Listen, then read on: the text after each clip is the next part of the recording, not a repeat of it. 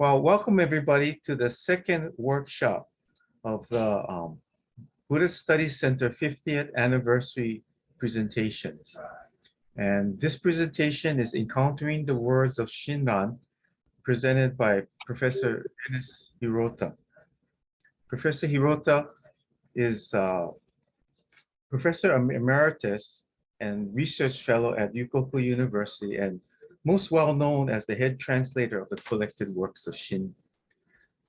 Again, welcome everybody. And without further delay though, we have a appreciation message from Bishop Eric Matsumoto. Bishop Matsumoto. Thank you, Reverend Kevin.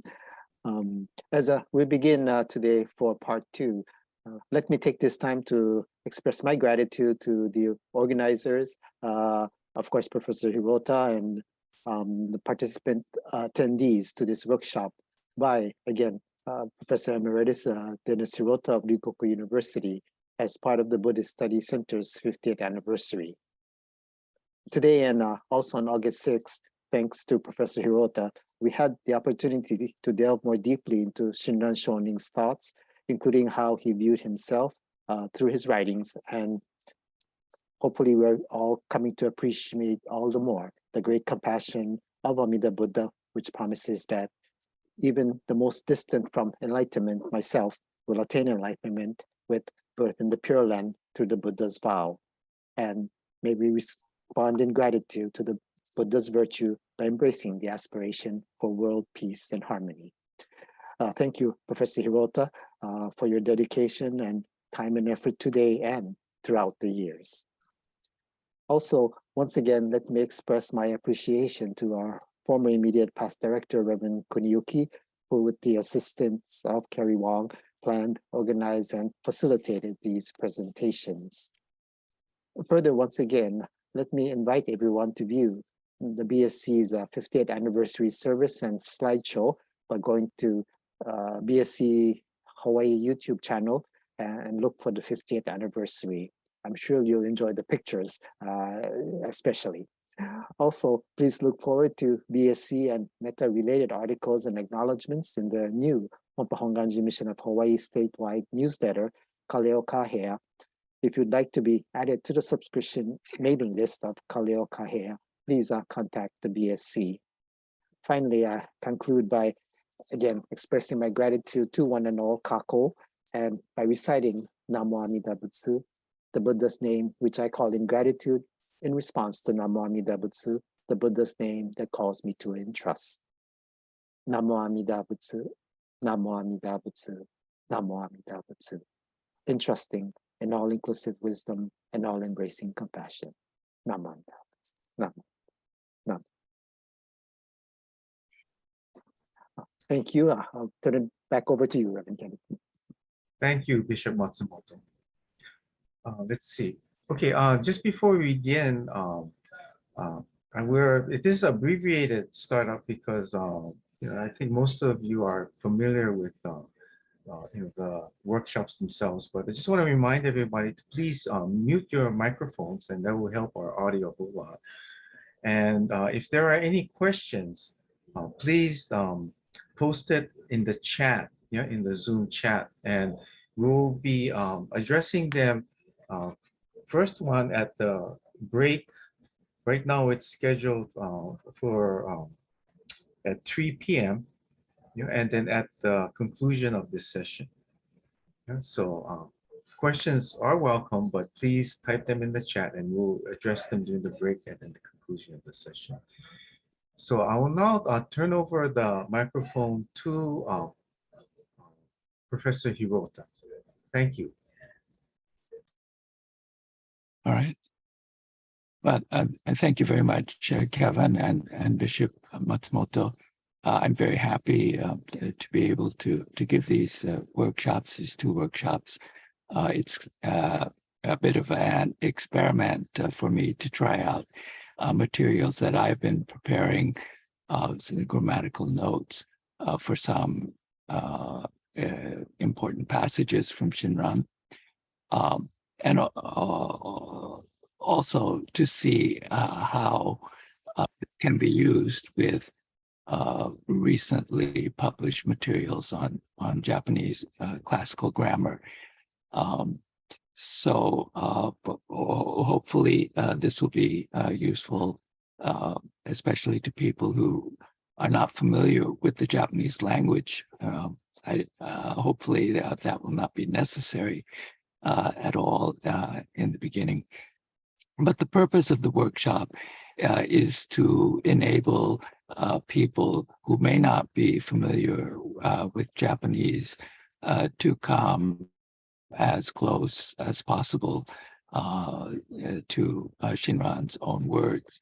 I think Shinran's words, especially his written words in Japanese, intended for his parishioners, the ordinary people in the countryside of his period.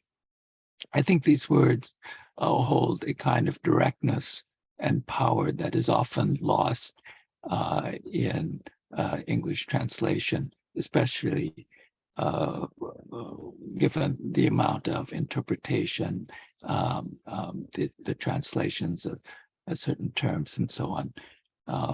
That is usually seen as necessary in making the English translations. So I hope these materials will be useful. I understand that there are several participants in this session who were not able to attend the session 2 weeks ago. So I would just mention very briefly some of the materials that we'll be looking at. Let's see. Now, how do I do this? Can I just, no. Share screen. Now, this goes. Should do this. Okay. Hopefully, you can see the shared screens now. Is that okay, Kevin?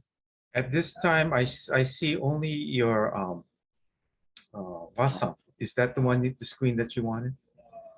And I also have a chart. Okay, so you might want to share a different screen. Yeah. I think that would be the one that displays your computer screen in its entirety. How's that? Is that better? Yes. Okay. All right. All right. So the materials we'll be looking at, I'll start here very briefly.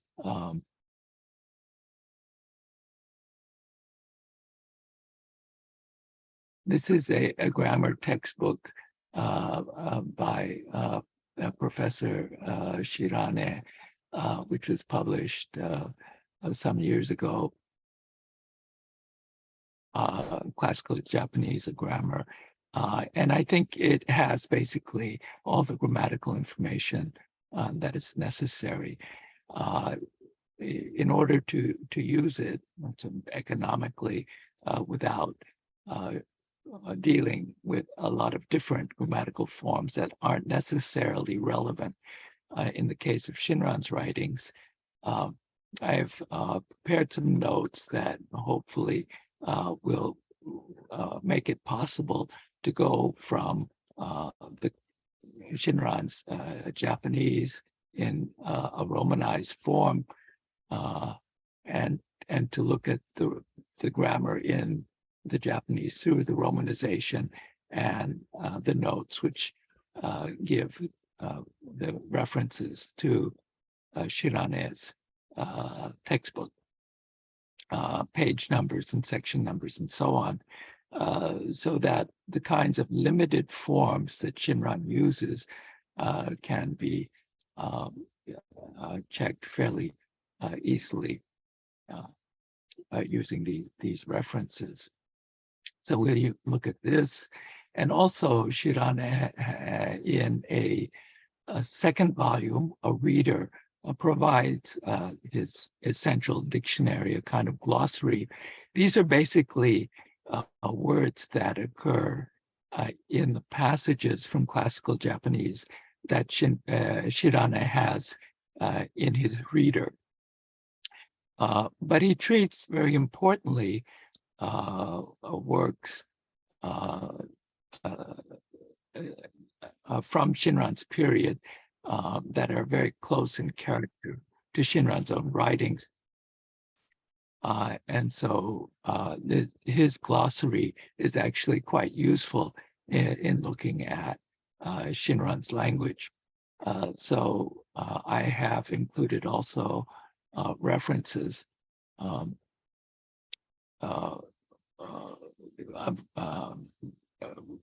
so that it's possible to check Shinran's use of the ordinary words, especially in the classical Japanese, through looking at Shirane's dictionary. Shinran also uses a great number of technical terms, of Shin Buddhist terms. He develops his own sort of language to express the Pure Land teaching, and so here there's a glossary in the second volume of the collected works of Shinran. It includes basically only the most important terms that occur in Shinran's writings, but it gives explanations from a Shin Buddhist perspective, and it also tries to explain at times why particular terms were translated in the way they are in the collected works. So hopefully this will be useful also.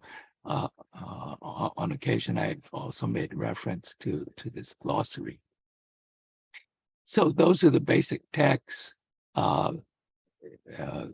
Shirane's dictionary, his grammar, this glossary, the three basic texts. And in my notes, I have tried to give a fairly literal translation, the romanization of Shinran's Japanese writing, and also the original, together with references to these three texts. And I think using them all together will make it possible to get a fairly clear, reasonably clear idea of the nature of Shinran's, the character of Shinran's own writings. And as I say, I think they have a directness and a real strength and power that Shinran tried to create in his language. He speaks of writing for the ordinary people in the countryside, and he seeks to communicate his own religious awareness through the language that he writes in. All right, so I just will also show this today, a chart. Now this is from another recent grammar of classical Japanese, which you may find very useful also. But one reason I give this chart here, well, there are two reasons. One is that in Japanese, there's a kind of basic division of words, words that are inflected, that conjugate, that change with the change the form depending on usage. These include verbs and also adjectives. And then there are various kinds of verbs, auxiliary verbs, honorific verbs, and so on. And they all go through basically these, or they're all used with these 6 forms 6 conjugations. So I thought it may be useful just to look very briefly and try to get a sense of how the 6 different forms are used. I showed the chart. There's also, there are many charts in the Shinran book, which are quite helpful. But one of the characteristics of the second textbook, I don't think I can show it, but the author is John Timothy Wickstead. The last name is here at the top. I don't know. I imagine this is visible. As I say, it's published almost at the same time as Shirane's grammar. But one of the characteristics of his book, of Wickstead's book, is that he includes romanization of almost everything. So whereas in the Shirane, this kind of chart does not include the romanization, but only the Japanese syllabary, the Japanese writing, Wickstead shows how the verb form changes through these 6 forms. This is not necessarily necessary for you to try to figure out. In other words, usually in my notes I indicate what the form of the verb is, but it may be useful to see how the 6 different forms are used, and I'll try to do this very briefly using the hymns that we've already looked at, or the hymns that we will get to today. The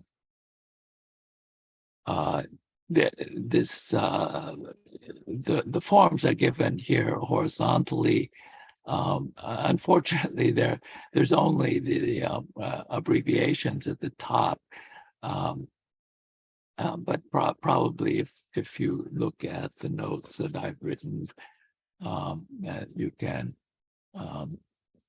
sort of make the correlation. The mizenke is spoken of as the not yet form, or the negative form. It's the form of the verb which is used with to indicate a negative usually. The renyoke, this is the connective form of the verb. It's very common in Japanese to have a series of verbs. So when a verb connects with a verb, then the first verb is in the renyoke. Connective, continuative is Shirane's word. This is the third form is the shushike, the ending, final form of the verb. When the verb occurs at the end of the sentence, the usual form is the shushike, the final form. And this is also the form of the verb that's indicated in the dictionary. So the final form is the form under which verbs are listed in Shirane's essential dictionary.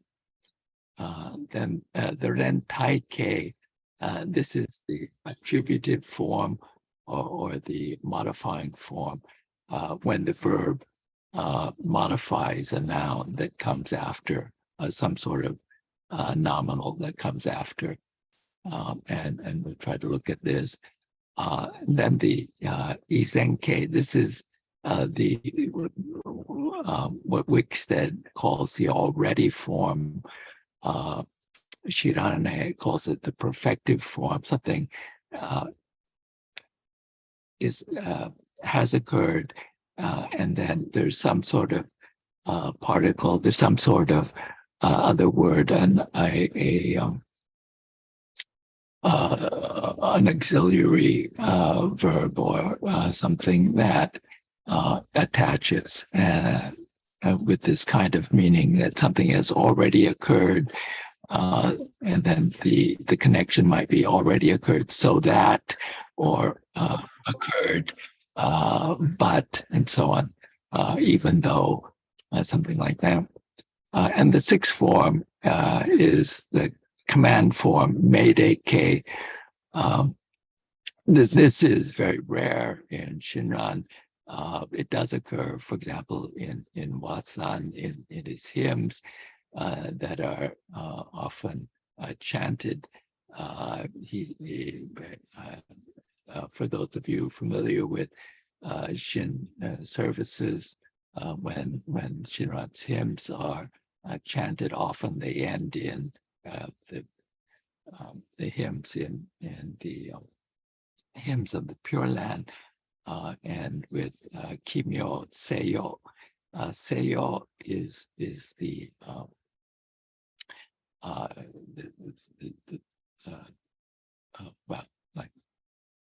is the command form. Otherwise, this is quite rare in Shinran's writings. So I would just like to try to look very briefly at an example where these occur. And so I'll refer back to my notes just to give you a sense of this. The notes for today, I have made a slight change in one of the but let's see. I'm looking for. I'd like to look at hymn 98. Okay, here. In line 3, we have not gone through this yet, but we will later today. In line 3, there is here, were it not for the ship of Amida's vow, Nyorai no Gansen Imasazu wa. And here the negative is in this this form, imasu, to be. This is an honorific verb. One of the characteristics of Buddhist writing and Shinran's Japanese writing also is that for the Buddha, for the teaching, for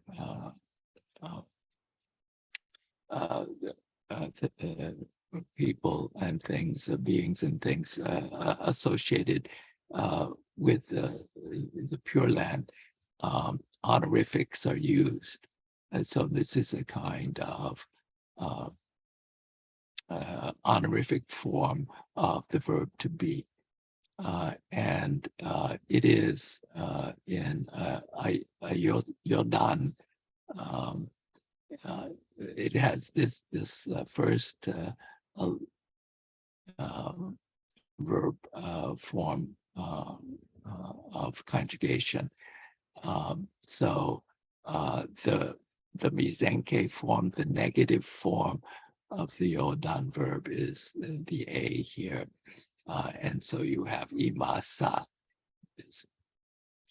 As I say, it's not important to try and memorize the chart, or I try to indicate the verbs, but I think these sort of mysterious terms, mizenke and renyoke and so on, you may be interested in knowing how the different forms are used.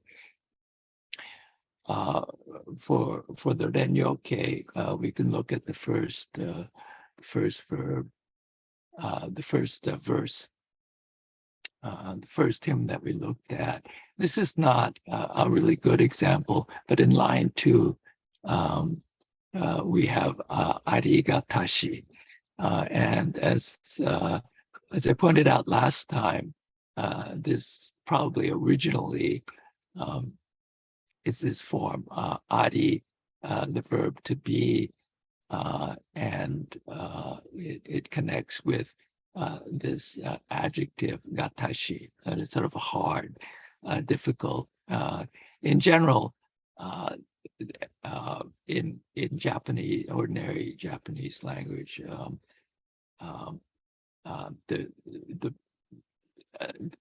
this katashi, difficult, sort of doubles in meaning with impossible, that we cannot expect this, and difficult to pursue, and so on. So yeah, it's in this line here, hard to have a true and sincere mind, arigatashi, hard for there to be, so we cannot expect there to be, I cannot expect there to be, given my experience and so on.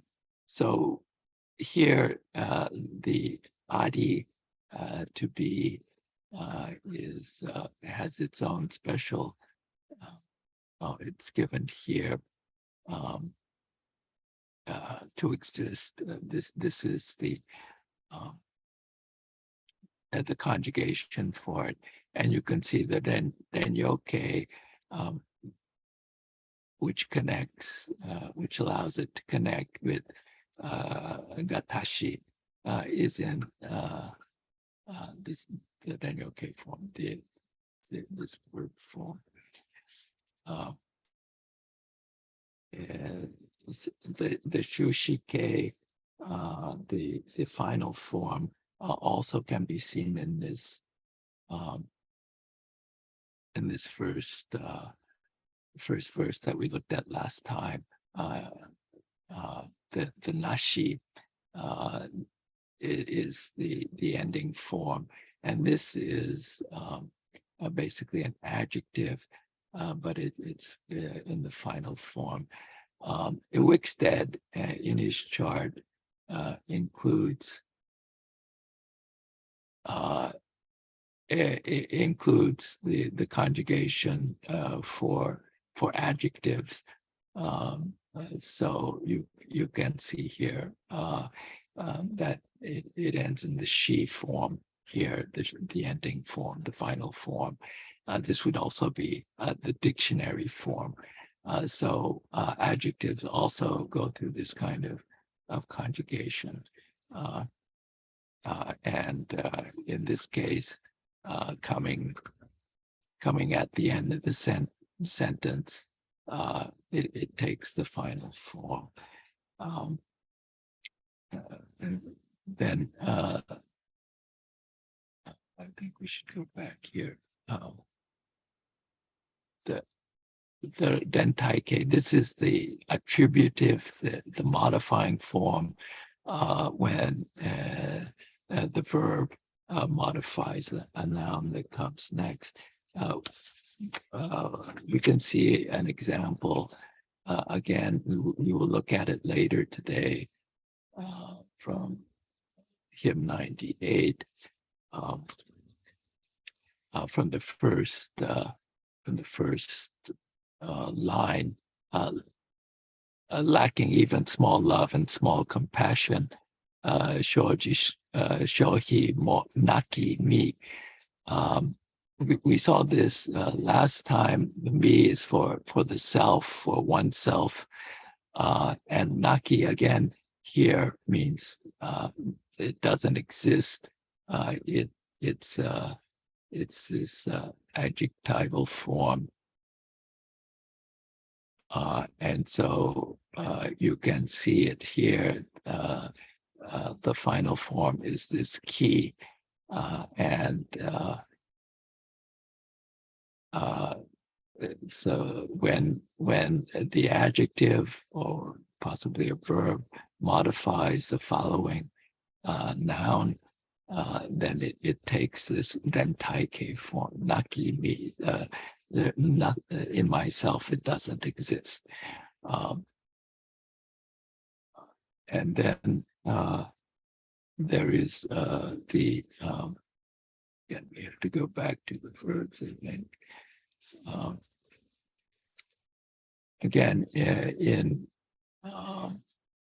a hymn that we looked at last time,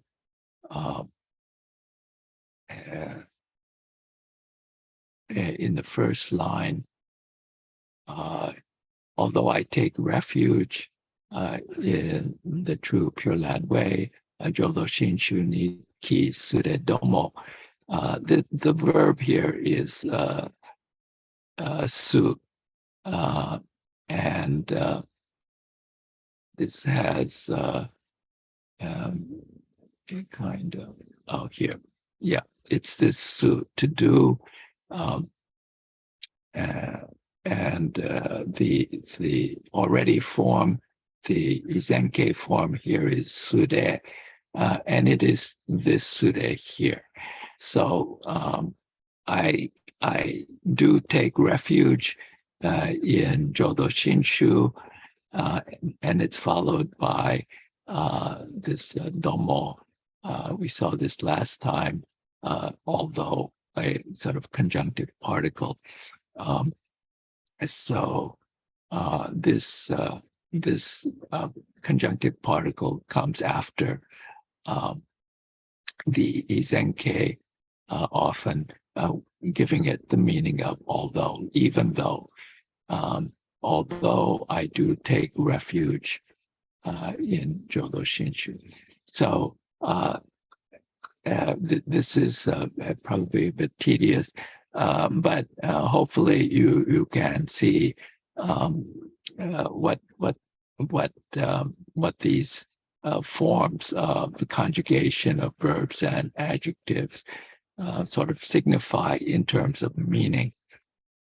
And again, I do try to refer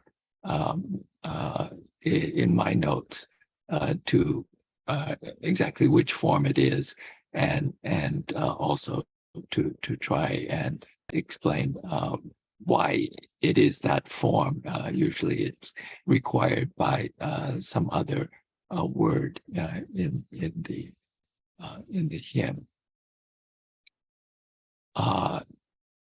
Okay, I think maybe that's enough for the Wickstead chart. As I say, the Wickstead is useful because it does include the romanization for almost all these forms, whereas the Shiramina's grammar tends to use only the Japanese syllabary for much of the explanation. Okay, I think we can go on then to hymn number 98. We basically did the first two last time. I'd like to go on. I think there are three in the notes, and to go through perhaps a bit more quickly, just to identify the forms that are being used.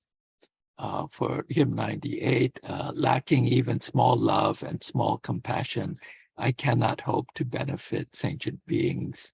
Were it not for the ship of Amida's vow, how could I cross the ocean of painful existence? Shoji mo naki mite, ujo ryaku wa omon waji. Nyorai no gansen imasazu wa kukai o ikade ka o wataru beki.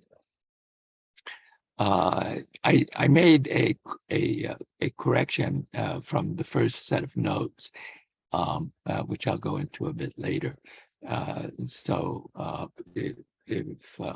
if you look at the notes, please use this version.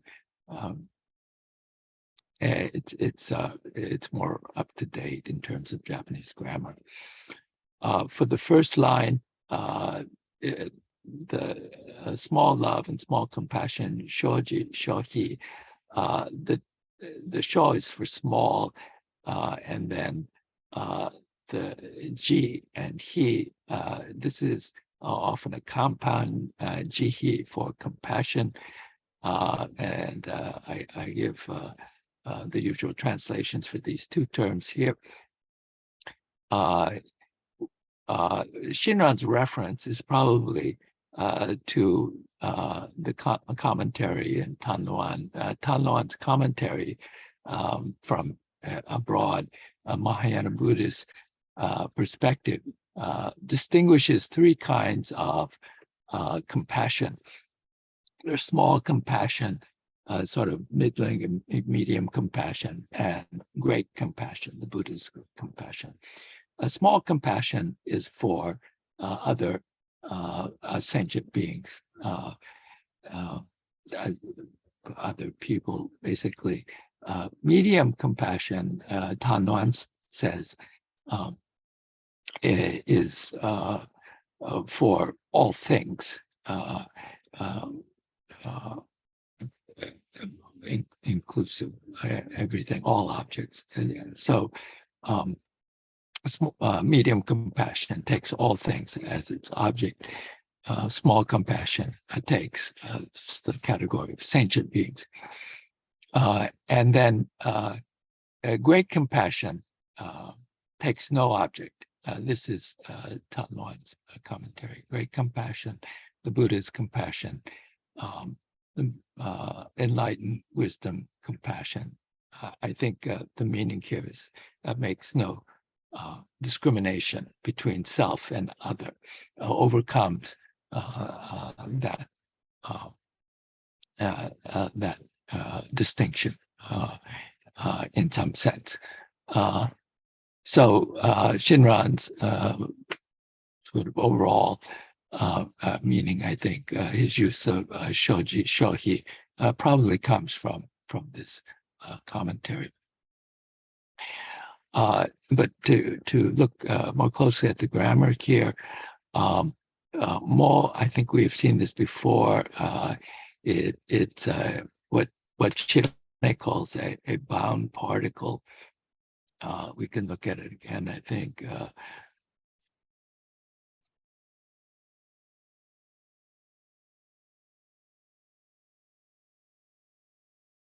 Here, I give the page number also.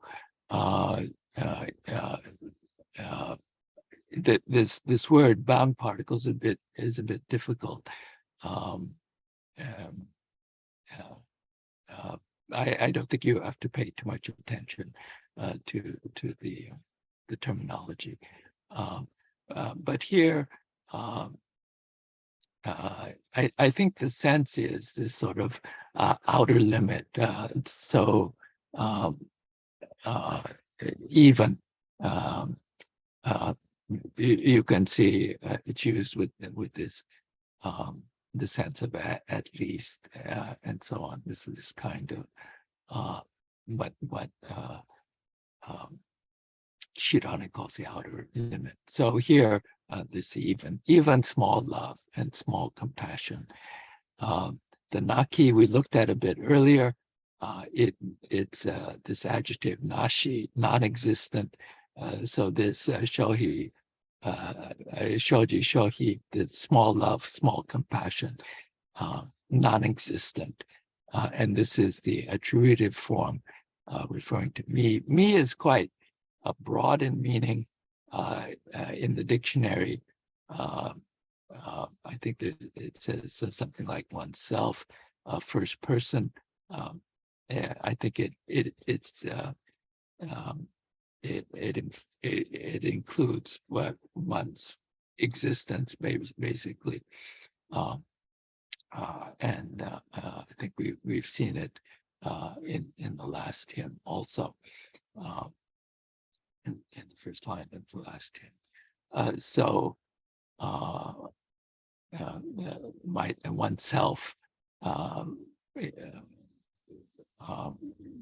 in which a small love and small compassion are non-existent, basically.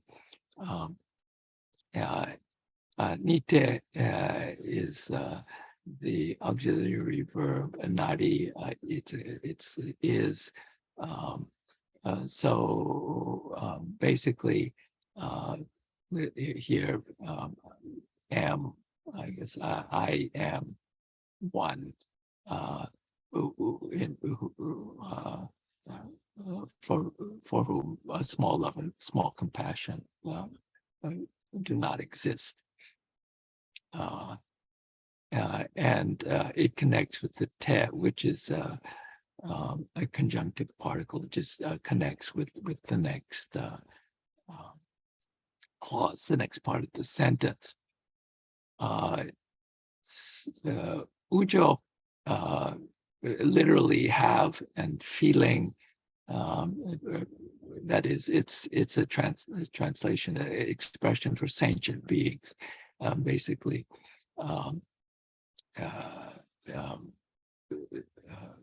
So it's the standard term for sentient beings, along with shujo, which is also quite common. Diyaku, this is literally benefit, and this is in the I didn't mark it here, I think, but it's in the Shin Buddhist glossary. Maybe we can turn to that briefly.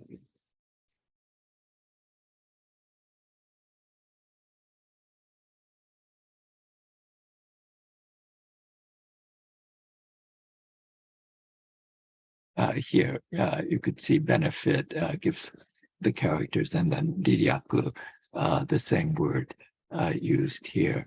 Of course, the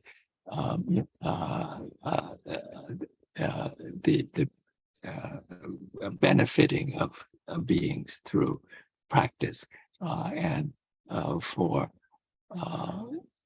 Shinran, this refers to basically to the Buddha's benefiting of beings. In this case, Shinran, speaking of himself, I cannot hope to benefit sentient beings.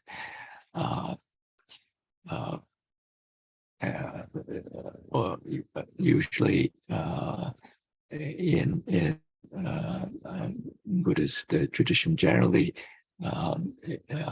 it is taught that through performing practices one can direct or transfer the merit, the benefit from one's practice to other beings. For Shinran, as I explained in the glossary, and this benefiting is Amita's benefiting, and as he says here, I cannot hope to benefit sentient beings. Wa is a bound particle. It's often, let's see, its general use, as we've seen it before, is as to indicate the topic being discussed. Not the subject of a sentence, but the topic. So usually it's as for something, or concerning something. So it has this sense of giving emphasis. And Shinane explains that it often has this negative sense, or can be used with this negative sense, as it would be here. But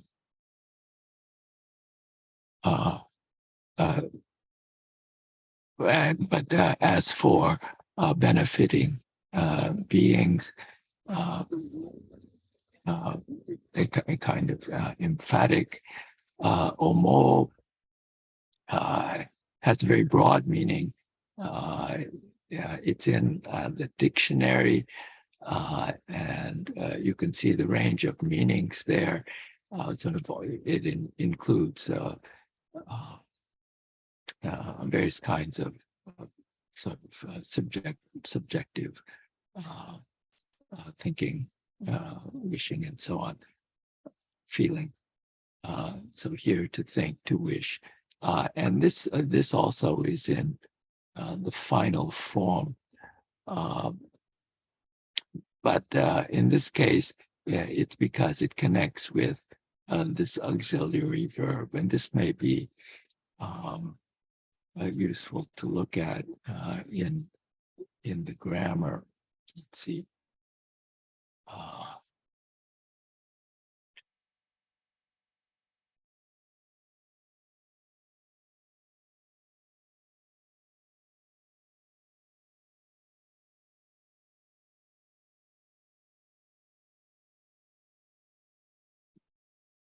Oh, I think we had the show before. Let's see.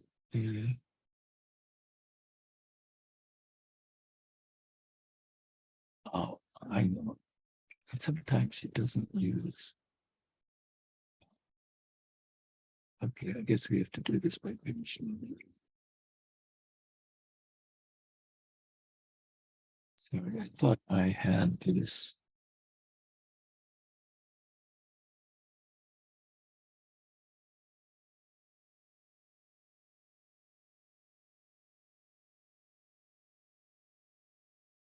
Okay, here we are. Manji follows the final form, which is the case here, omo, and then Manji, and it has a negative sense. Again, well,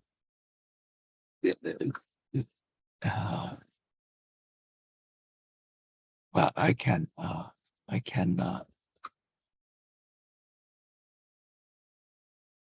here probably negative potential. So the impossibility.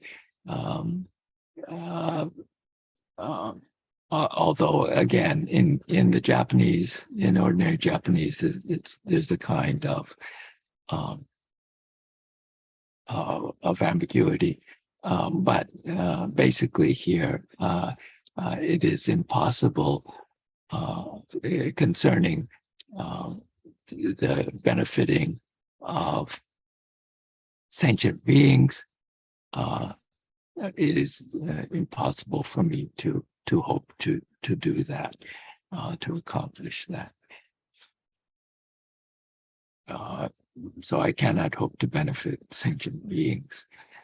And then the next line, line 3, were it not for the ship of Amita's vow, most of this is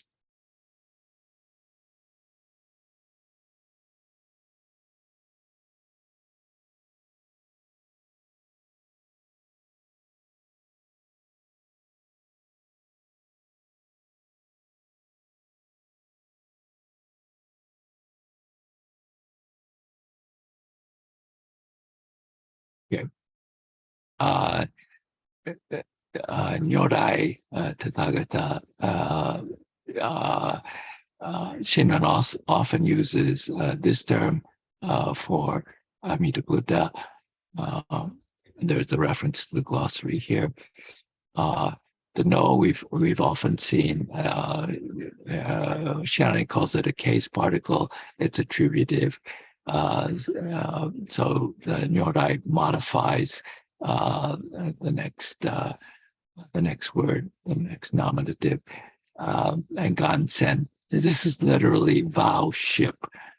So the vow ship of Amida Buddha. And then what we looked at earlier, the honorific verb to be, imasu.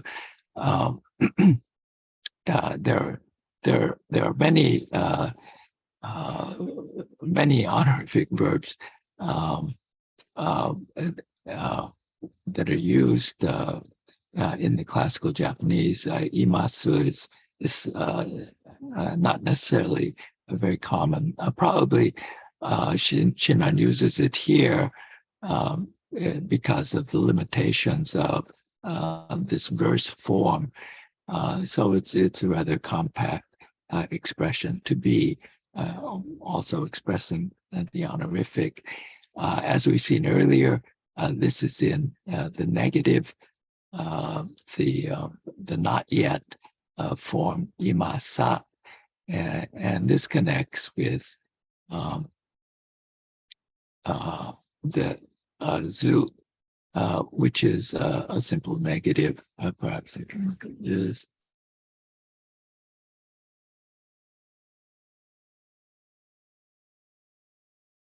No, let's see.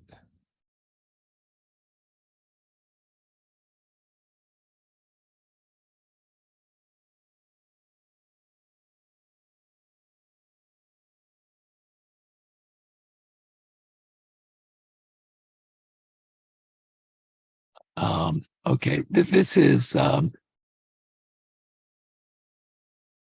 this is the place where I made a revision from my earlier notes.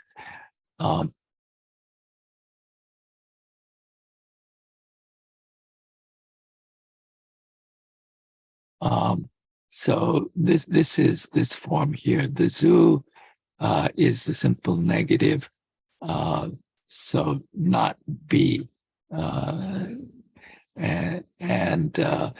it is in the Renyoke form, and it is connected to wa as a bound particle. Now, this is earlier in the 20th century. From this was read a bit differently.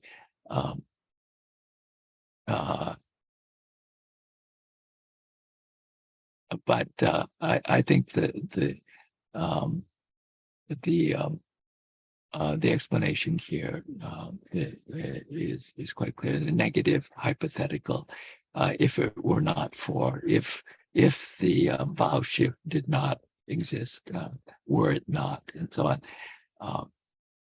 And so you can see it's quite a compact and concise expression here.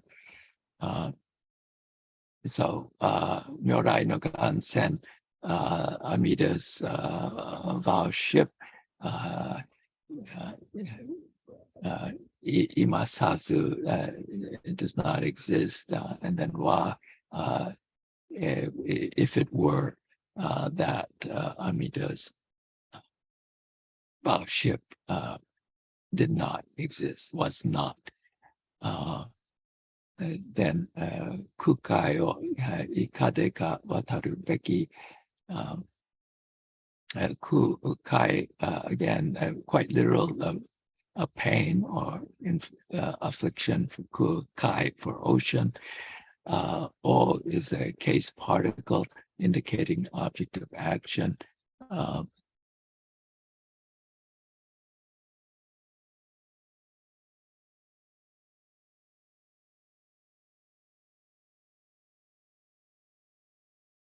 Here in Shirane, it's quite clear. So, and then ikadeka, ikade, this is in the dictionary. You can look.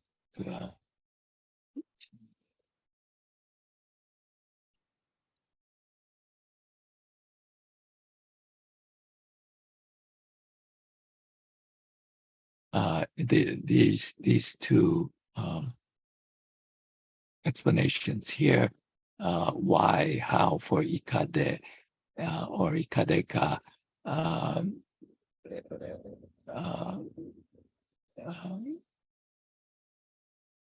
how could I, probably here, a rhetorical question. how could I, and then wataru for cross in the final form. How could I cross? And this also is expressed by the final part of auxiliary verb beshi, which has a range of meanings. It's also problematical.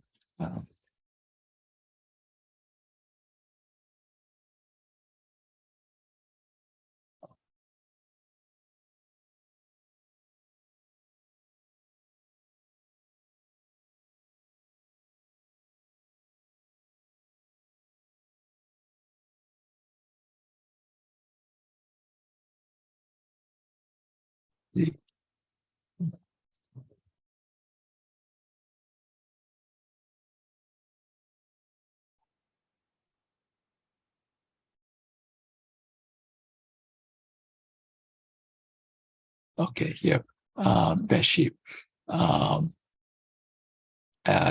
often comes at the end of a sentence. It follows the final form of the verb, as in this case, wataru is the final ending form, and then beshi is attached in this gentaike form.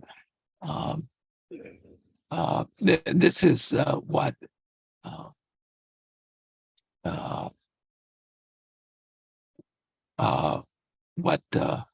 Shirane calls a bound particle. In other words, or might be a binding particle.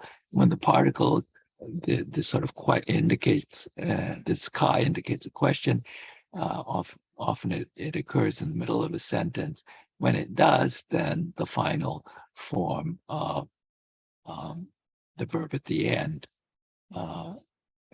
is in the rentaike rather than the shushike, the usual ending form. That's what Shirane means by bound. In this case, again, I don't think you have to be aware of this to try to memorize it, but with these notes, I think you can see the nature of Shinran's expressions. So here, how could I?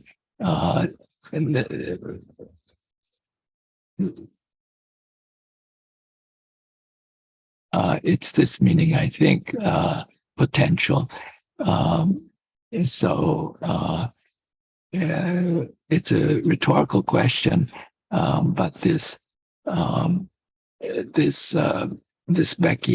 beshi has the sense of potential here. How working with ikade ka, then beshi, rhetorical question, how could I cross wataru, the ocean of pain and affliction?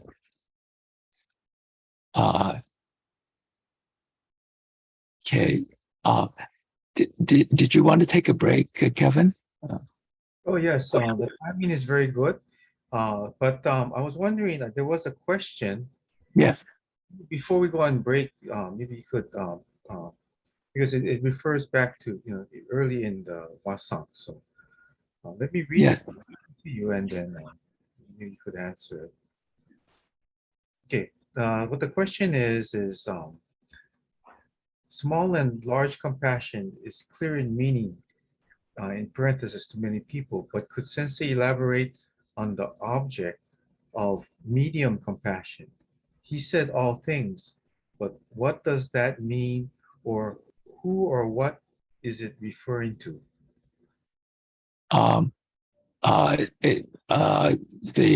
The term that that Donran uses, I think, could correspond to the word dharma in the sort of common sense of just all the objects that you perceive.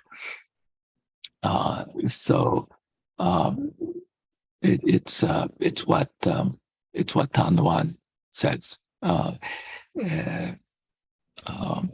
Let's see. Yeah. So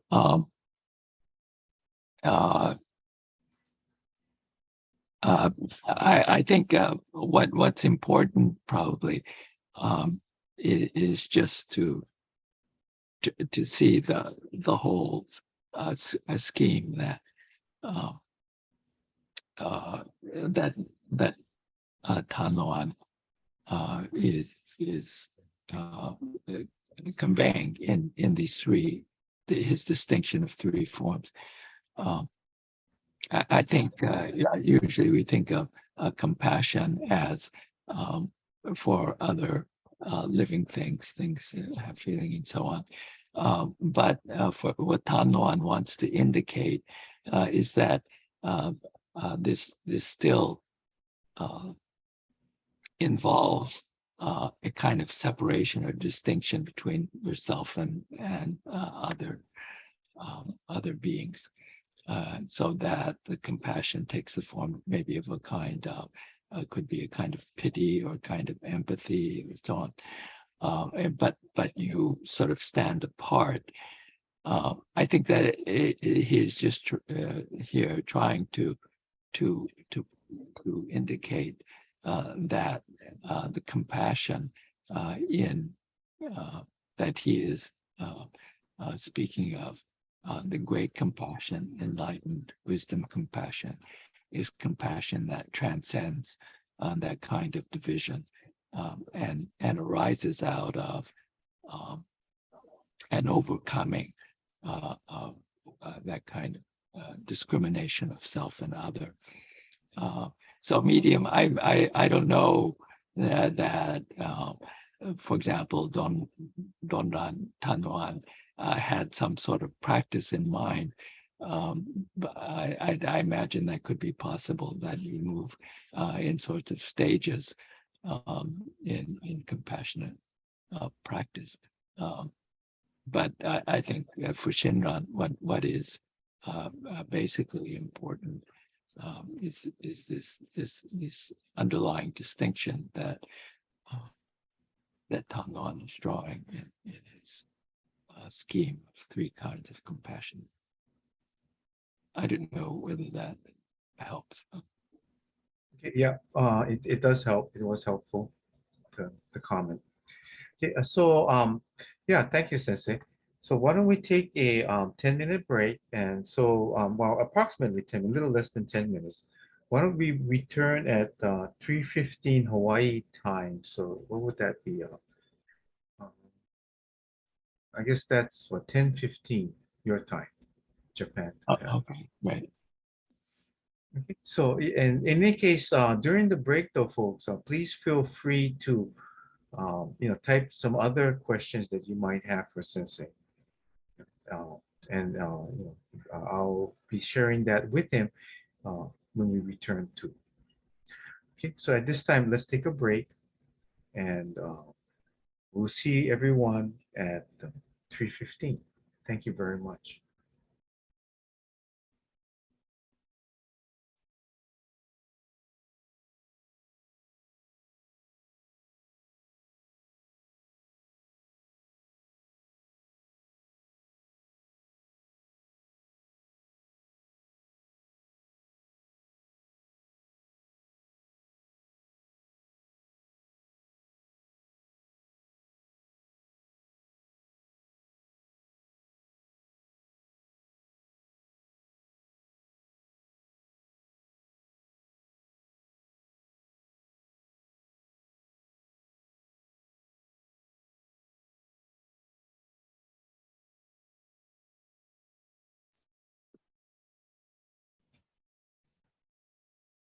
All right. I'd like to continue with the next wasan on today's notes.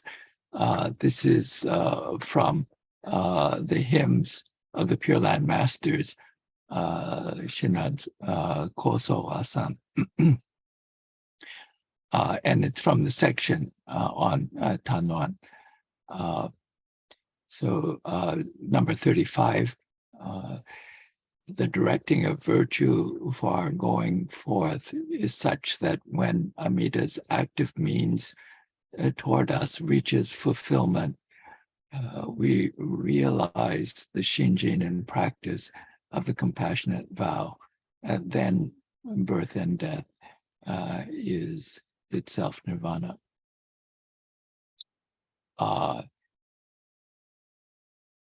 Let's see. So for the first line, so also no eko to toku koto wa,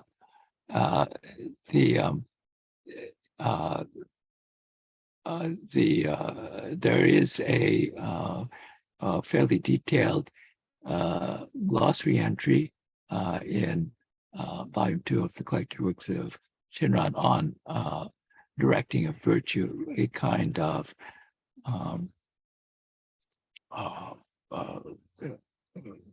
attempt to express Shinran's meaning in the use of the term.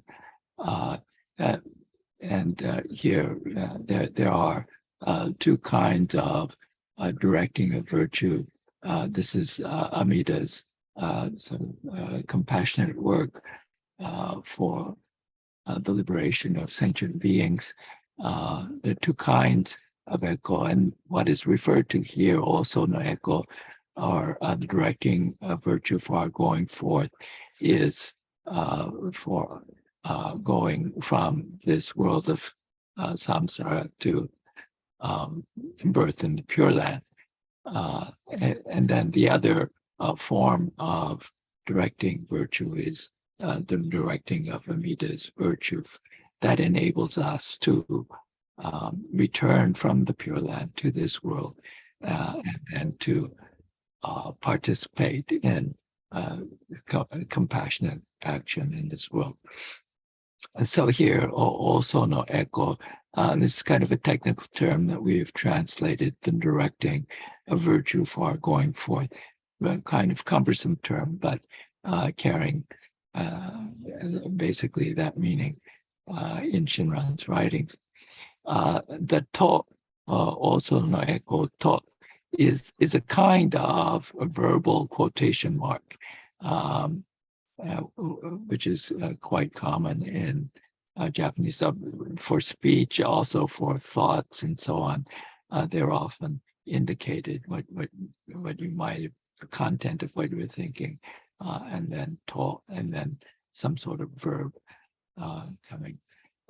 This we can see in Shirane's grammar. Here the to, and he calls it a citational.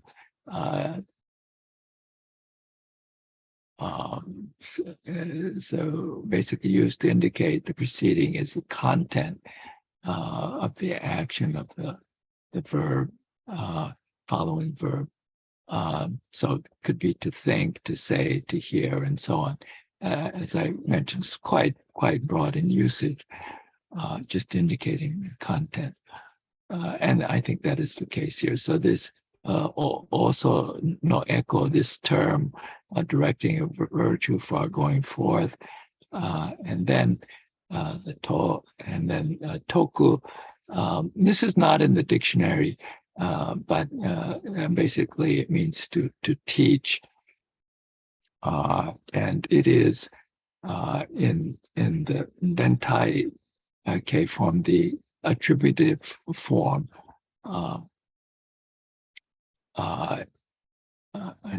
so it's indicated here, and it's followed by koto.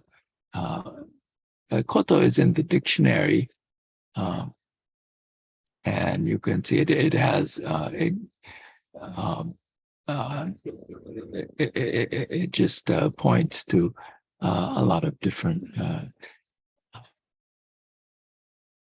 things. It's sort of basically number 7 here, a nominalizer, and then it follows the rentaike, the attributive form, which is the case here. So the teaching of when teaching is the action indicated, the explaining and so on. So with the koto, basically what is explained as also no echo, what is explained as the directing of virtue for going forth, and then the wa. This is the common bound particle in Shidane's term. It indicates the topic. So concerning what is taught as the directing of virtue for going forth. Then in the second line, Mida no hoben toki tari. This is quite an interesting expression. Mida, of course, for Amida, no, the attributive case particle. So of hoben here, often a compassionate means, but again, there's an explanation in the Shin Buddhist glossary on page 175. For often this hoben in other Buddhist texts is translated as skillful means, but Shinran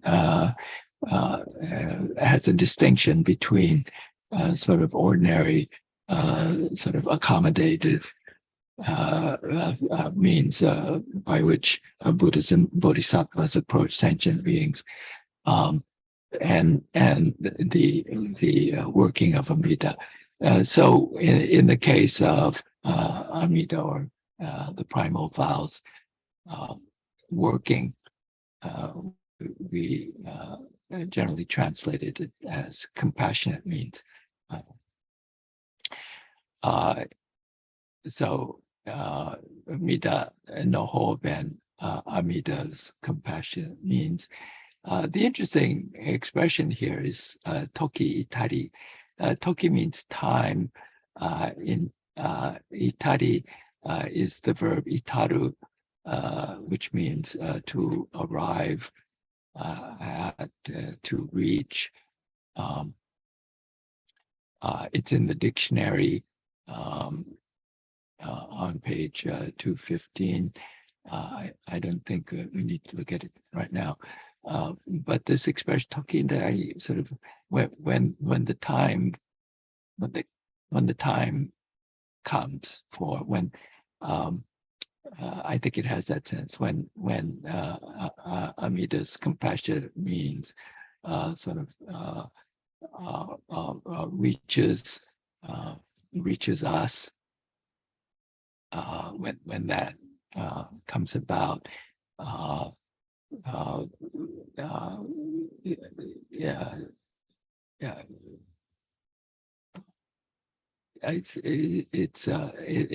Shinran often has a very strong temporal sense, but I think that this also removes this working from our usual sense that we are the agents, we are actors, we are doing what we need to do and acquiring what we need to acquire and so on. It's not that, it's that Amida's compassionate means comes to fullness in us. I think it has something of that sense. And then this is in the itari is the continued sense, so it links to the next clause, the rest of the sentence. Higan no shingyo eshimureba, and this also is a kind of important expression for Shinran. The higan for this very literal he for compassion that we've seen before, gan for vow, so compassionate vow. No, again, the attributive, the modifying form, modifying indicates a modifying sense. And then Shingyo. This is given here, the Shinjin and practice. And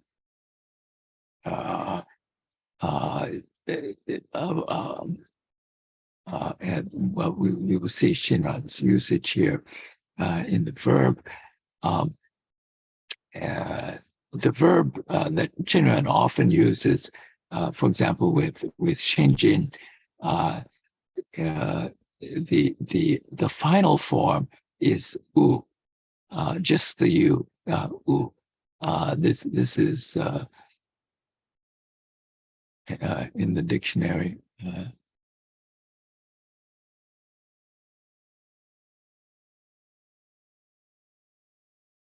So you could see that it comes right at the beginning here of the section for you. This u, the character is toku, but this is the common word that Shinran uses for what we have translated as a realized Shinji. And it goes, it's a, here, this is, meaning a shimonidan conjugation. So this u form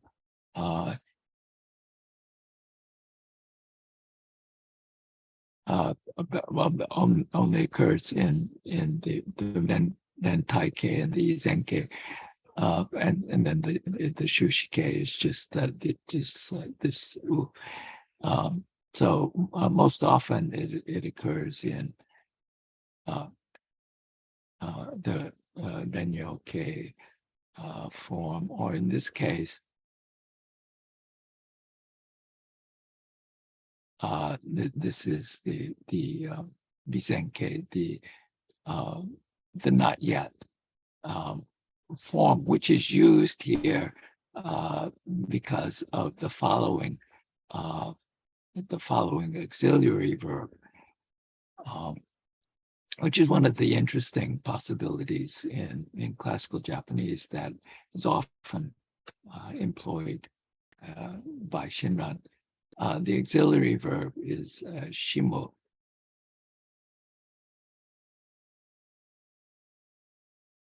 Oh, not this.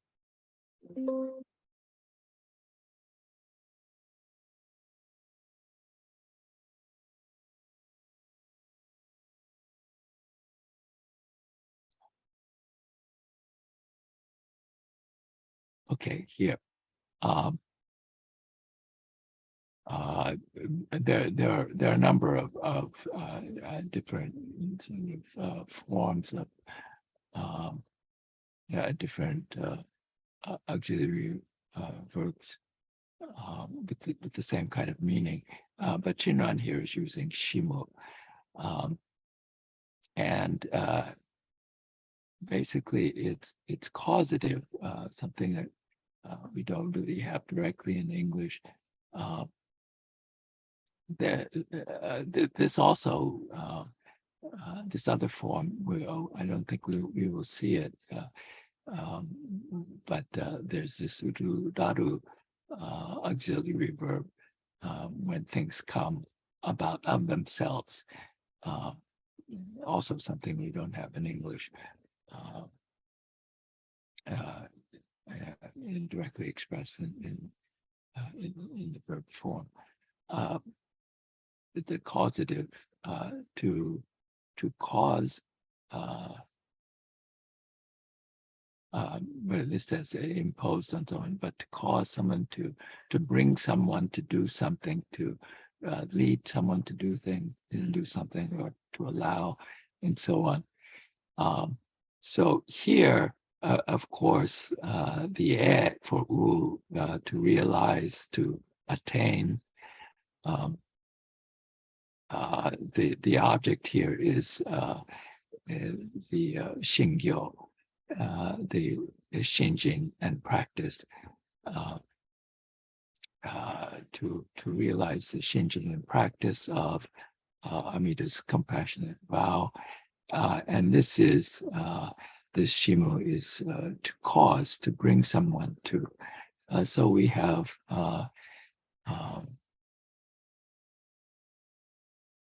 should have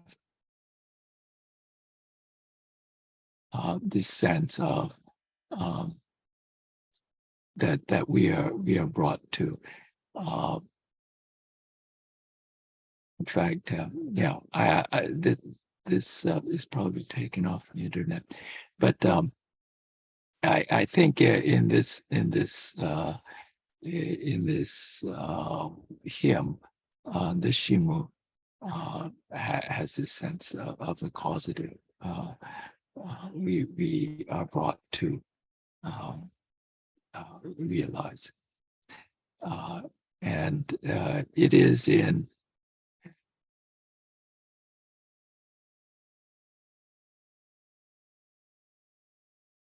the Zenke form. I guess I didn't write this down. So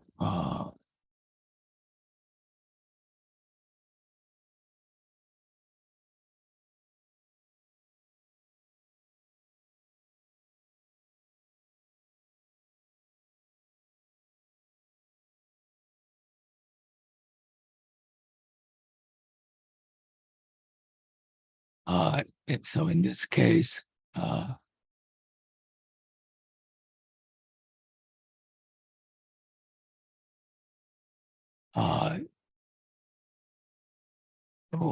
following the Izenke, the already form, it has a causal sense. We are brought to attain Shinjin in practice so that, as I've given it here, bring us to attain so that. I think this is the sense of Shinran's line here. Higan no shingyo e shimureba. The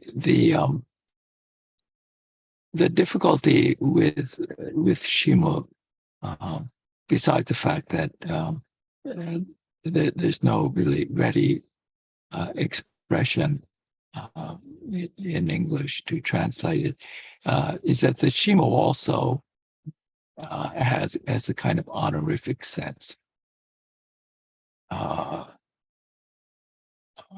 But here I do think that this is the causal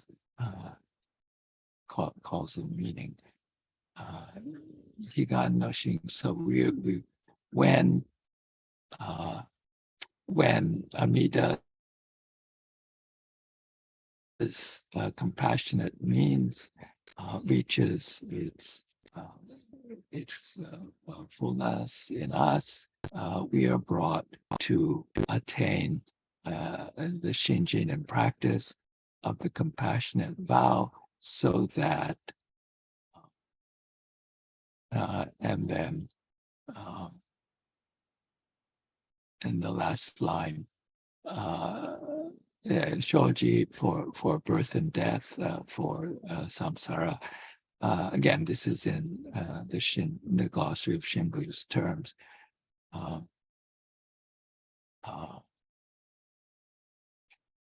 Sunoachi here is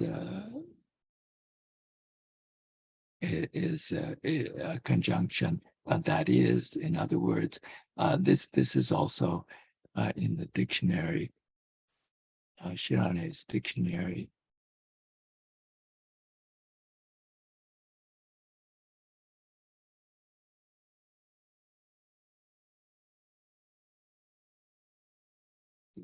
Page number. But if you look, Sunoachi is used in two different parts of speech. Often in Shinran, it's used as an adverb, and it means immediately. It has a temporal sense.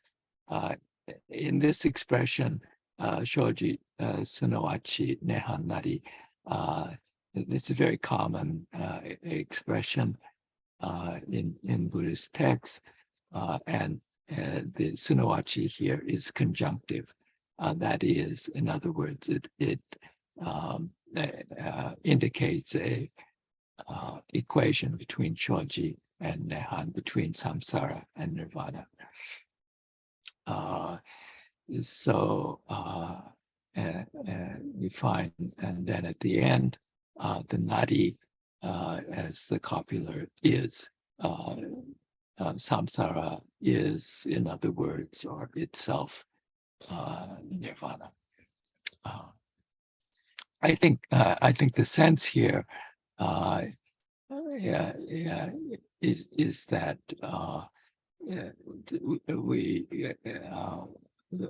we continue our existence, our samsaric existence, our existence in this world, but the Amida's directing of virtue arises out of Amida's enlightenment, is wisdom, compassion, and when this working of wisdom, compassion comes to reach us, and we are brought to attain the Shinjin and practice, which originated from Amida's vow, then in our existence, the samsara and nirvana are interfused. Were there questions at this point? Let's, I'll check. I don't think so. Not at this point. So please go on, Sensei. Okay.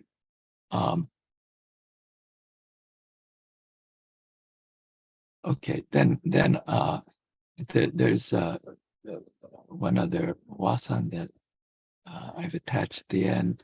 Again, this is from the section on Tannoan in Hymns of the Pure Land Masters.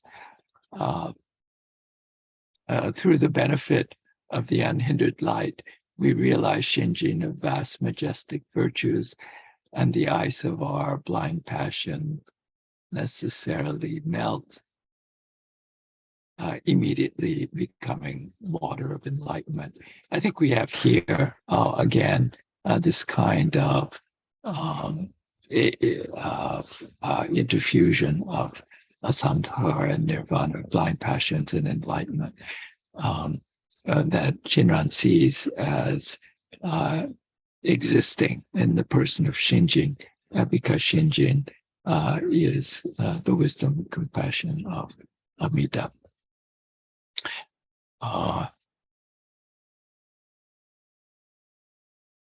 So we'll go through this again by line.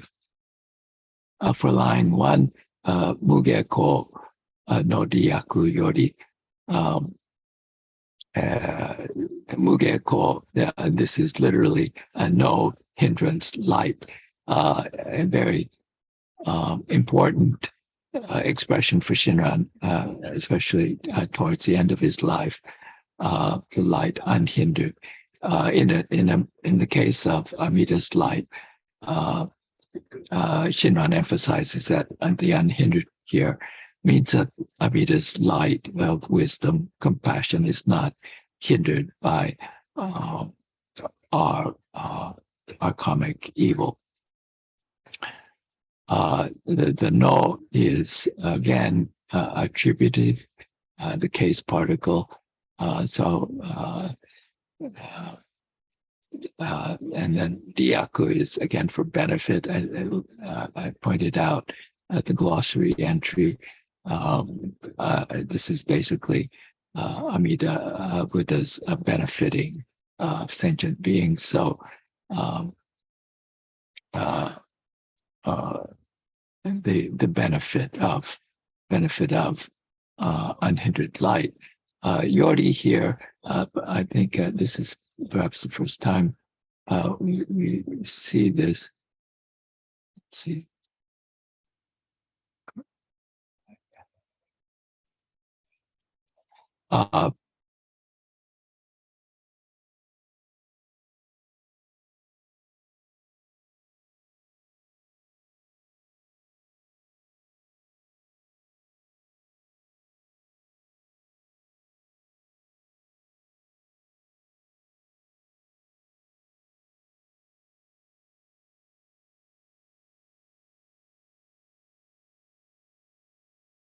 Okay, here,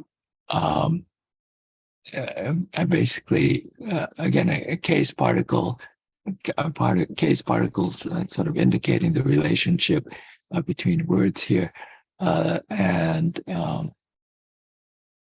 basically the meaning here.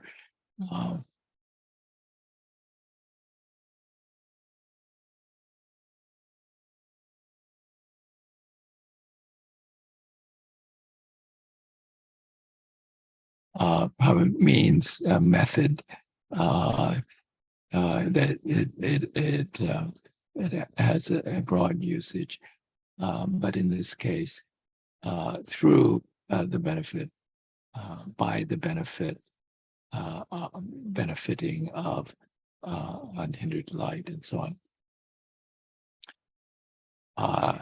Itoku kodai no shin o ete.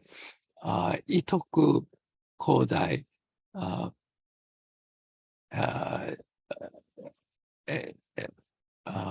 the itoku, literally majestic virtue, majestic virtue, vast and great.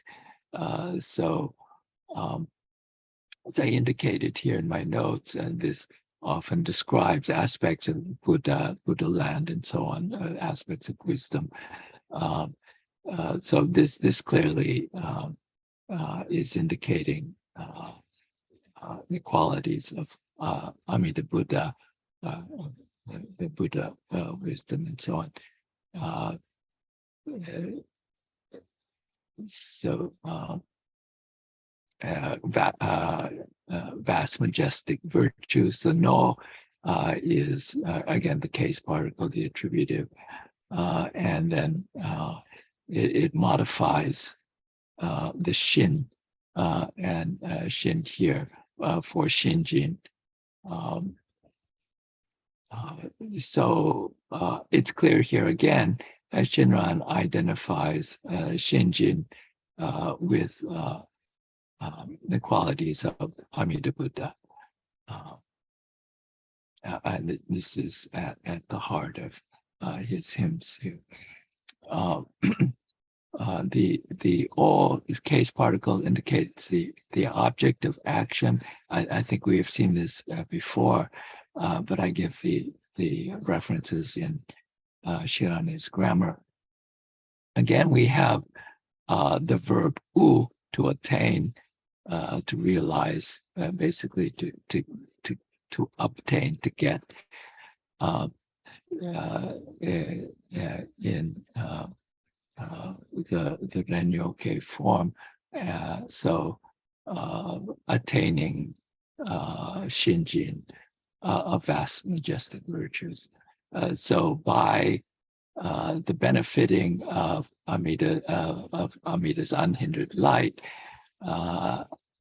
we attain shinjin of vast majestic virtues.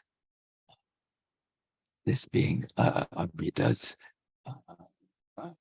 wisdom, compassion, and the te is a conjunctive particle here, and so it just connects with the next line.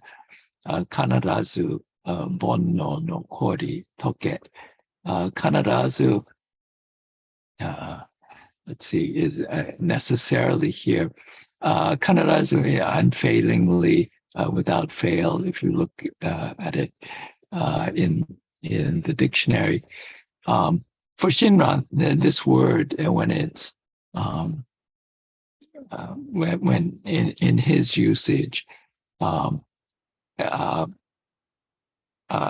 it gives a sense of the reason, the cause behind the fact that it is unfailing, and that is that this is the working of Amida's wisdom, compassion. So we, in the collected works of Shinran, have generally translated words like this, kanarazu, not as certainly, but as necessarily, to try to indicate the thinking behind Shinran's usage of this word, the ice of our blind passions. Bonno, afflicting passions. Again, this is in the dictionary. No, again, the modifying case particle, attributive. And then kori is just ice, the common word for ice. So the ice of our afflicting passions.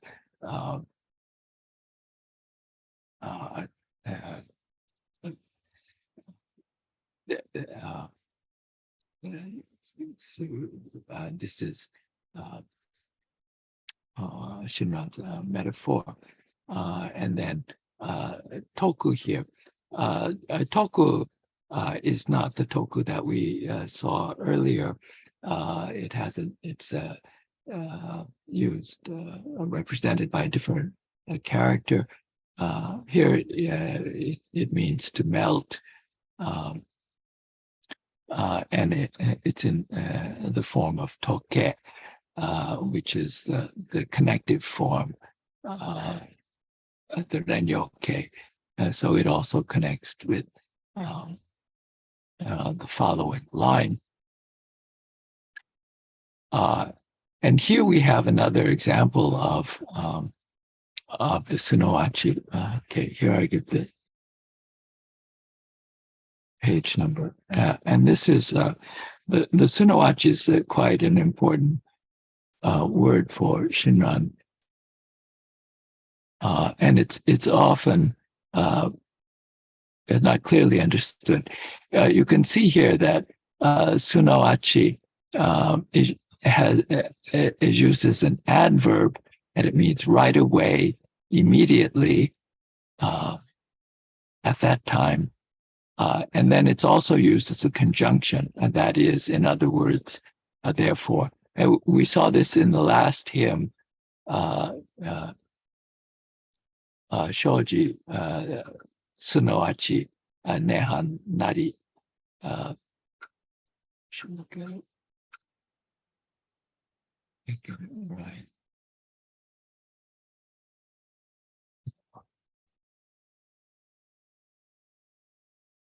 Here, this Sunoachi, and it's pointed out there that this is the conjunctive form. In other words, none other than that is, and so on. Samsara is itself nirvana. It's sort of emphatic, I think. But in the present case, this sunoachi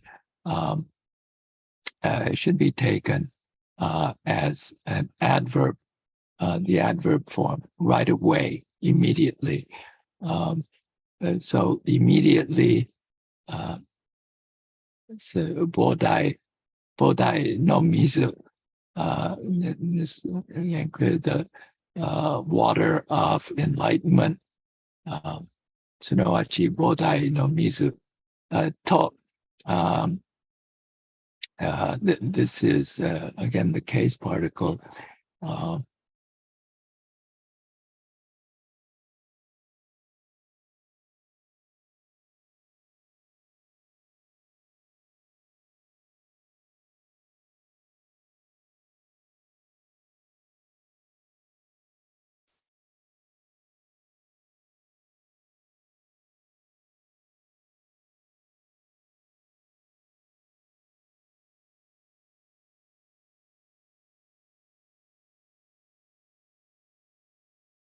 Yeah. But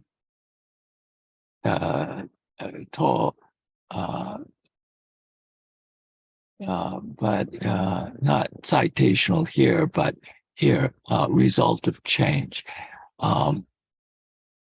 It's followed, as indicated here, by the verb to become. Japanese has a sort of limited number of syllables, and so you get these words that look alike. We had toku and toku here. Naru. This is not the copula, the is, but the verb to become. So it's this meaning here, result of change. Something becomes what is indicated by the to, this case particle. And that's explained here. So the bonno no kori, the ice of blind passions, melts and immediately becomes the water of enlightenment. That's the meaning here, and this is necessarily by the working of Amida's compassion. But you can see here that this mugeko also is extremely important in the verse. It's the unhindered light. Amida's working unhindered by our blind passions and our karmic evil. And through Amida's benefiting, we attain the Shinji, which is Amida's vast, majestic virtue, is wisdom, compassion, and the working of that is that necessarily, unfailingly, the ice of our blind passions melts and immediately becomes the water of enlightenment. And this at the same time, there's the companion hymn also, in which Shinran indicates that this does not mean that we have attained Buddhahood, but that also our ice of blind passions remains with us. So it is a kind of fusion of samsaric existence and enlightened wisdom, compassion of nirvana, wisdom, compassion interfused, and this occurs in the immediate present sunoachi. Perhaps if there are questions, I think it's extremely difficult to do this on Zoom. I started going back and forth between the notes and the text, and making sure we're on the same page, so to speak. At this time, there's no questions in the chat, but one of the this is the last wasam. Yeah, the last wasan that I prepared. One thing I was going to propose to make maybe the interaction more natural is that if someone at this point gets our attention through the chat, you can ask your question directly, if that would be okay. Is that okay, Sensei? Sure. Okay. So anybody that has a question you would like to ask Sensei directly, let me know in the chat. I'll recognize you, and then you can ask your question directly. That would probably be easier for some people, I think.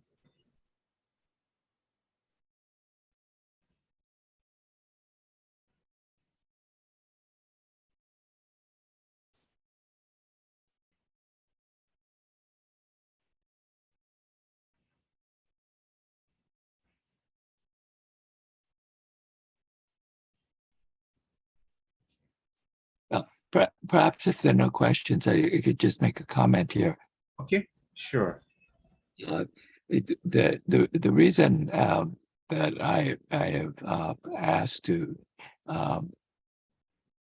be able to present the two workshops and to try out these materials is that I hope to make some grammatical notes and also to prepare a number of important passages from Shinran's writings in both the romanization and in a fairly literal translation. And as I say, I think with the materials that are available now, and these, for example, the Shirane volumes are fairly recent. Wigstead's also recent. But I think they make it possible to approach Shinran's writings and to get a sense of his thinking and his own awareness and realization through his words.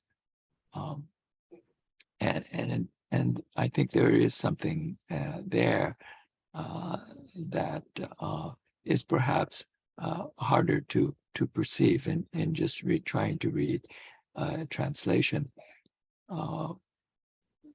When working on the collected works of Shinran, in a way, it was always frustrating to piece together the rather awkward translations of the terms in sentences. But I think in Shinran's own words, these can come across much more easily, and in a way we can become accustomed to his language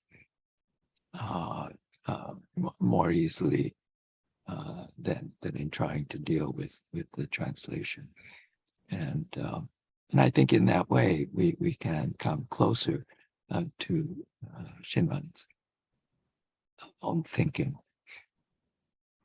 So Sensei, we had talked about this earlier, you and I. So why don't I share this with the participants, is that everybody's aware that the participants, the registered participants of this workshop have access to the Google Drive that was set up by the BSC assistant, Terry Wong.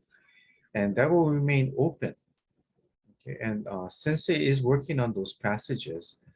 And that what we will do is that we'll make at least a portion or all, depending on what, how things pan out and how things evolve, we'll make that available on this drive. Okay, and we'll let the participants know through email as they become available, and when they come available. So there's no definite plans, but a fundamental timetable we're looking at is by the beginning of next year, perhaps earlier. And since the drive has the resources already on it, and we will be loading the this workshop to accompany the first workshop, not only on YouTube, but on this drive, that the participants can come back to it. And this is not a promise, but a possibility is that if there's enough expressed interest, that perhaps BSC might be able to sponsor a follow-up based on people's questions as they look through the additional passages. So that's the basic plan. No promises at this point, but that's the basic plan. Sensei, did you have anything else? Yeah, please. Can I just make a brief comment? Sure. Since this is a work in progress, it would also be helpful to know how whether the materials are useful, whether they seem adequate, or whether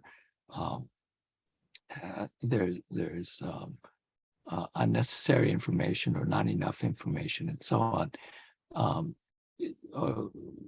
So some sort of feedback would be very much appreciated. Yes, and we should emphasize that it is a work in progress, and in order to improve the resource, then your input is important. And again, to reiterate what Sensei is saying is that yes, the Words of Shinran is available in the collected works of Shinran, but due to the challenges of translation, interpretation, etc. What Sensei is trying to do is to give people more rich access to the words and the meanings of Shinran. Okay, Sensei, is there anything else? Oh, there is something that did come up to the chat. Oh, let's see. Oh, is this it's from Kamuro Sensei. It doesn't seem like a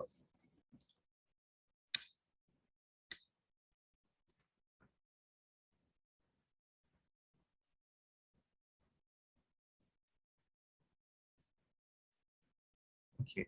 Actually, everyone can see it in the chat, and Sensei, you can take a look. You can see it in the chat. He's actually sharing some additional information. Yeah. Okay. And Okay, I just make a comment about the question at the end. Does attaining Shinjin in the last Wanasan mean that a person is enlightened immediately here and now? Yeah, this is an important point, and I wanted to okay. To comment on that. As I say, there are two temporally. There are two aspects that are important, I think. But to answer the question briefly, it doesn't mean that a person is enlightened immediately in the present. I think what Shinran is trying to get at in his wasan is this kind of is the significance of realizing Shinjin. In other words, that this is not something that a person sort of conjures up out of his own subjectivity,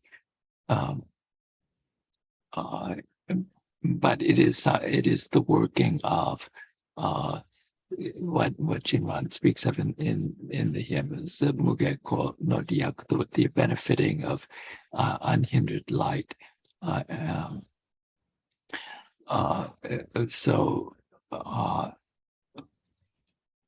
What is significant, the unhindered means for Shinran that the light of Amida's wisdom, compassion, is able to pervade our own blind passions and karmic evil. And it does not mean that our blind passions disappear, but rather there's some sort of interfusion, so that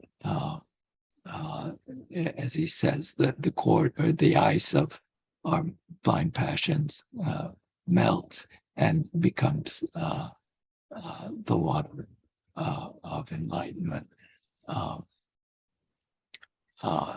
I perhaps the companion hymn was necessary with this one, but I think it's clear here. When Shinran speaks of sort of birth and death as itself nirvana, he does not mean that we become enlightened and are Buddhas are in near have attained nirvana, but rather that there is some quality that has come to pervade our ordinary existence, the quality of wisdom, compassion, Amita's wisdom, compassion, so that there is a real change in our lives. But we are not free of our afflicting passions. Yeah, that's an important point, yes. Thank you for addressing that. The rest of the information can be seen in the chat for everyone else.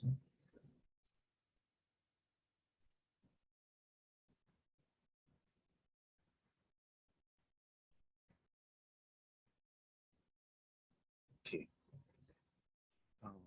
Would that be all? Is there any more questions or comments to be made? Because we're a little past the 4 o'clock hour at this point.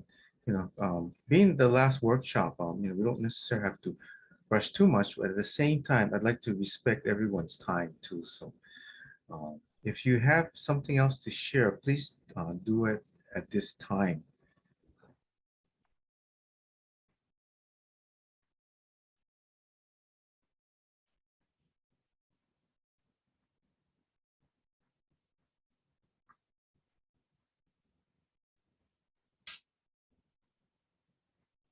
Okay, I think there was enough time. I'm going to close if I don't see anything in the chat or a hand wave or anything. Yeah. Okay. Okay, I think we're okay. Yeah. Okay, So, great. But I'd like to thank all the participants. As I say, I think it's really difficult to do this on Zoom, but thank you for tuning in. yeah, and thank you, Hirota Sensei, for sharing your knowledge with us and working on this, what I feel to be an important project, because language is a funny thing, you know. It's just because you have the English doesn't mean you have access to everything. Okay, so we appreciate the efforts of Hirota Sensei, and all the participants will be updated, you know, on other passages. And as Sensei asked of everyone, please give him feedback so he can improve the resource.